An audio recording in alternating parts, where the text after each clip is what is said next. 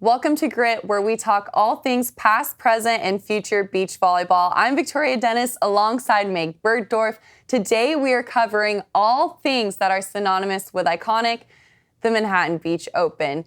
So much history in this event alone. Yes, it's the granddaddy of them all, but what makes it truly the granddaddy of them all? For me, it's the history, Meg. I'm a big history nerd at heart. That being said, Manhattan Beach Open, first 1960. I know. It's an old one. It's vintage. The pier is the pressure. Getting your name on the plaque on the pier is huge. I think there's 40 different guys, 38 different women that have graced that strand and that pier.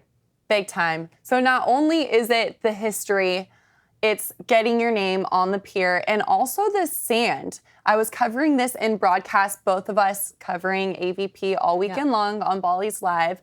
We'll talk a little bit of the streaming and all that in a second later on. But that being said, it's iconic and just the granddaddy of them all because of the pier, because of the history, because you're battling in the sand. And even though we had Hurricane Hilary coming up that coast here in California, first tropical storm to hit California, you guys, in 84 years? I think, yeah. It was 84 years. Yeah. It's insane. It was insane. So Sunday, the games had to start an hour early. That being said, I mean, the athletes grinded. They battled. They had grit. They had grit. Absolutely had grit. Absolutely had grit. And not only, so that sand is deep in itself, and you think, oh, when it rains, like, it'll become hard, compact sand, but it doesn't. Yeah. Not out here. So we're going to jump in and recap a little bit of what went down. Do you want to go first? Here's some fun facts that I thought were really incredible. So John Hyden retired, and so he had a big center court, review of his very long career, 13 AVP titles, I believe, and just an amazing athlete. And congratulations from us to you, John. He's now coaching the youth of the country, rising up out of Nashville, has his own place, Hyden Beach over there, and doing incredible things. So that was very cool. Then Phil Dowhauser came in with 599 career wins to start the tournament. He got his 600th win. He is one of the greatest of all time. One of our Olympians, has been a dominant force on the World Tour. So that was an impressive milestone for him. So I thought that was absolutely amazing. And it was one of the largest draws we've seen all season. So the 9th AVP event, the second Gold Series event. So we had Atlanta first, and now into MBO. And so the field was stacked. I think we had 108 men's teams coming in through the qualifier. My personal favorite is the MBO qualifier because everybody comes out. There are upsets, there are great storylines, and it's incredible for me. And one of the teams that qualified for the Manhattan Open is Laureen and Robinson, recent grads from University of Washington, earned their bid at Wapaka a couple months ago and solidified their spot in the main draw. These girls came into the Manhattan Open ranked number 32nd overall in the main draw. 32-team main draw, and they're at the bottom. Yeah, number 32 in the main draw, taking on Scholes and Flint, round one, day one of main draw. I had the honor of commentating this game on court 1 Friday morning, 9 a.m., What an upset to start off Manhattan Beach Open. I mean, these recent grads, Husky grads from Washington, came out and absolutely battled. And they took that first game from Scholes and Flint, who then had to come back through the contenders bracket every single day, Friday, Saturday, Sunday, to eventually earn their name on the pier. And if that's not great, I don't know what is. I don't know. I think that was the best storyline for me all weekend long. I mean, to have the collegiate programming, like really funneling these girls, top talent, well-trained, well-disciplined. Probably no one anticipated that matchup to go that way. It was incredible. But also, Julio Scholes kind of coming off a little injury. April Ross, their coach, which is amazing. So you have a veteran top player as a coach now and just guiding them through the elimination weekend. I mean, that was really for them one and go home. So I think that was an absolutely incredible display of grit and mental resilience and really awesome, but also great for our collegiate programs. They're coming and they're at that level where they can take a match off somebody. Yeah, and Lorraine and Robinson didn't stop there after that first win that they got. They won the next 2 games, which threw them over to the contender side of the bracket after that. And just, I mean, round of applause to those 2 girls, recent grads. And yeah, it's exciting stuff to see. It's really exciting. Let's jump to the men's side. I had an upset too. So there were 2 upsets, in my opinion, in the opening rounds of the winners bracket. And that is the number 11 seed Chase Frischman and Dave Palm were upset by Gage Basie and Diego Perez. I am a brand new fan of Gage Basie and Diego Perez. Gage played with his brothers Lars in Atlanta, brought a new partner here, tall blocker, smaller defender. They're young. Gage had his birthday. He turned 20 at the event, really special, won the match in a 3-set tiebreaker. And they just are playing incredible. So they win that first match. They go on, then they lose to Phil and Avery. And that's a big, impressive team.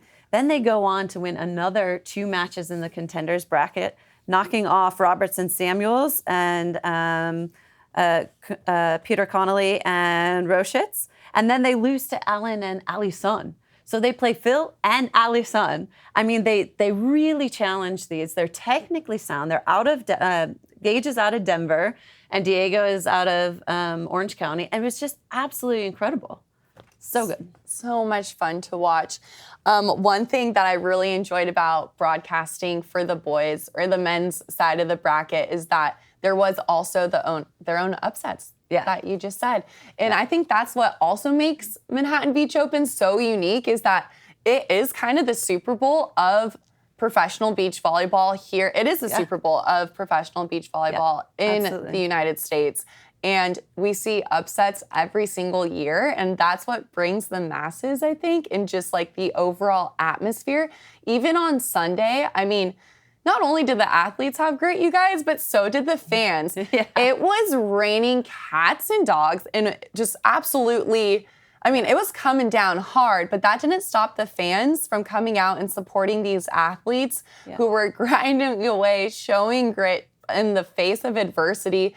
Yes, the rain, like, it was coming down, but it didn't stop anything. I mean, no, and it was so great because I think on Friday it was teeing up to be kind of catastrophic in what we were going to see in Manhattan Beach Open. So we were anticipating, we were predicting. Monday was supposed to be really bad weather, and then it crept into Sunday. And then Saturday night, we're like, do we stay and play longer? Do we shift? Are we going to get completely rained out? Luckily, the storm took an inland turn and really gave relief to the event and those athletes playing. But I mean, everyone, balled out. It was a great atmosphere. The other upset for me on the men's side is a team that came all the way through the qualification, which was incredible to me. Tyler Pemberthy and Alex Uckelberg. And in their opening match, they beat Tim Brewster and Kyle Friend, the number 7 seed. They came in at the 26th seed. And they moved on. They got knocked out into the contenders bracket by Smith and Weber, and then they kept going. And that, for me, is just that magic of what could happen at Manhattan Beach. Goosebumps. I literally got the goosebumps right now, you guys. It's so cool. I freaking live for this stuff. It's awesome. I do want to shout out, again, last shout out here, maybe no promises, but Kalinsky and Harward in the finals. Kalinsky was looking to go back-to-back and get her name on that pier. I mean, just round of applause for that team. They battled all weekend long as well. Their defense was crisp. It was on point. Harward was on her horse back there, just running around everywhere, really putting herself in the right spots on defense, making the right reads. Round of applause for that team as well. Absolutely. I think we're going to be seeing those athletes a lot more in the future for Team USA as well. Big time. Let's shift over and touch very briefly on Chicago. So AVP Chicago is right around the corner, and we have quite a few teams that we're looking at. I mean, a few teams that weren't at Manhattan Beach Open that are currently signed up for AVP Chicago: Cloth Nuss, Chang Hughes, Brandy and Melissa Jimena Paredes. Those are the top 3 seeds right now. And then we have Scholes and Flint coming in at 5th. Therese Cannon, Sarah Sponsel are 4th.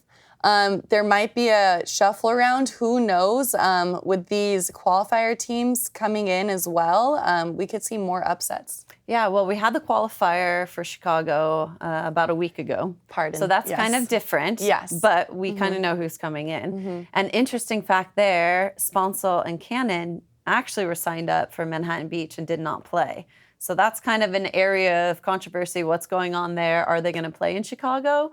Are they playing, with another partner, or what's that storyline there? So I think that's another one out of that main draw on the women's side. That's either a spot that they're going to contend, or somebody else gets bumped up into that main draw. Another one that we didn't talk about, that is Alex Kleinman. So Alex is kind of making a comeback, looking to make a stab potentially at Chicago. There's the championships, and then also onto the World Tour and World Championships. So that's another athlete on the women's side that we're looking at. She's currently signed up to potentially play at the Elite 16 in Paris in a few weeks. She signed up with Harvard for that. So she's on the entry list. Will we see her? We don't know. Very exciting stuff. And congratulations to her, as she just had a little baby boy. Yeah. And getting back out there on the sand with that mama strength now. So could be very fun to see. Yeah, absolutely. And I think as we move into that last leg of the Olympic preparation, there might be a lot of shakeups. We're coming to the end of the season, both on the women's and the men's side. Do those partners on the Olympic chase stay together, or are there new possible matchups? And I think it's going to be a very interesting month on the women's side for that, for sure. And what were you seeing on the men's side? Anything exciting? We had the Crabb boil-off at MBO. So, that was, again, Trevor going into the MBO, trying to get a 4-peat on the pier. There's only 5 other people that have done that before in a row. And so that was a big thing. Last year, he won it with Tri, and they took on Kame and Theo. So now he's playing with Theo, and it's taking on the Taylors. So they faced off in the winner's bracket first, Trevor winning it. Facing off in the finals, Taylor's winning it. And that's just absolutely what Manhattan Beach is so exciting for.